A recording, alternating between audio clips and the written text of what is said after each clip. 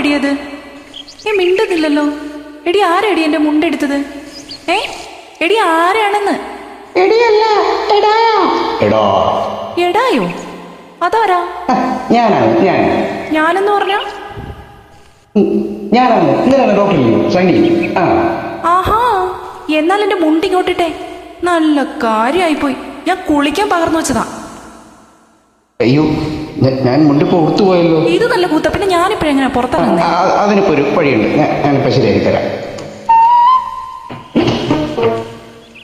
എന്നെ മനസ്സിലായോ? നീയൊന്ന് കാണാമായിരുന്നു. എപ്പോഴേ? ദേ, എന്നോട് തരം വർത്താനം പറഞ്ഞോണ്ടല്ലോ, പറഞ്ഞേക്കാം. തന്നെ കണ്ടപ്പോഴേ എനിക്ക് തോന്നി. എടോ, എന്റെ മുണ്ട് ഇങ്ങോട്ട് തരാൻ. എന്റെ മുണ്ട് തരാൻ.